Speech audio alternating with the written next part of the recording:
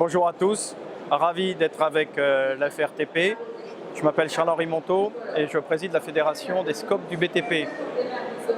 Alors je suis ravi à plusieurs titres. La première raison, c'est qu'on a lancé il y a 9 ans la participation des SCOP au salon de la MIF, et on avait eu l'idée de mutualiser ce stand qui est derrière nous avec un certain nombre de SCOP. Et puis petit à petit, tout un certain nombre de partenaires nous ont rejoints au fil des années, et depuis maintenant de nombreuses années, la FRTP. Alors, au niveau des SCOP et au niveau régional, nous avons la chance d'avoir de très belles entreprises de TP en SCOP. Un certain nombre d'entre elles sont derrière moi. Je ne sais pas si on voit bien les logos, mais à ma droite, là-haut, là, il y a Alpha TP, il y a STP2E en dessous, il y a TPU, il y a TPE et UCP, bien évidemment. Et puis un certain nombre d'autres qui ne sont pas forcément présentes sur le stand, mais qui sont au quotidien présents en région.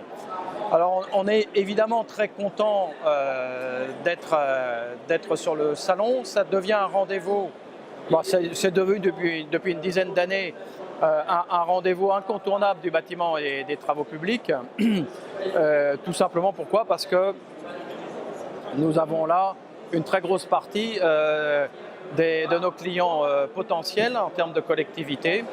Il faut avoir en tête que chez nos amis des TP, le volume d'affaires dans les collectivités, c'est entre 70 et 80%. Pour le bâtiment, c'est entre 30 et 35%. Donc, évidemment, d'être présent ici, c'est évidemment très important.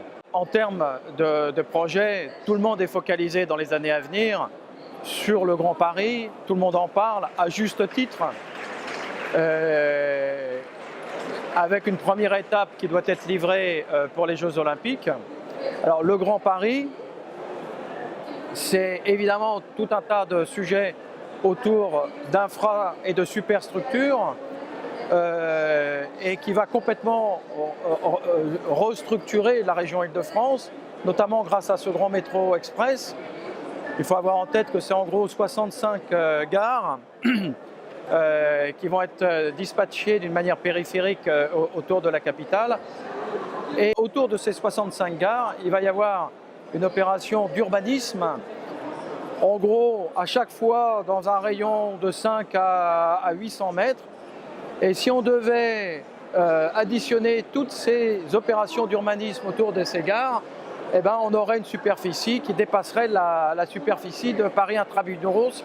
Et ça en dit long sur le projet très structurant des 10 prochaines années du Grand Paris. Donc il est relativement probable que les 10 ou 15 prochaines années seront des années de forte activité avec des enjeux très importants, notamment en termes de main-d'œuvre, et de faire venir dans nos entreprises et dans nos métiers des talents pour réaliser les travaux, des talents pour faire l'ingénierie de tous ces travaux. Encore une fois, ravi d'avoir partagé ce stand avec la Fédération régionale des TP, et un gros clin d'œil avec certains de nos aînés, notamment Éric Berger, que je salue, et qui vient d'être élu il n'y a pas longtemps à la présidence du Conseil économique régional, du Conseil social et environnemental régional. Voilà, salut Éric.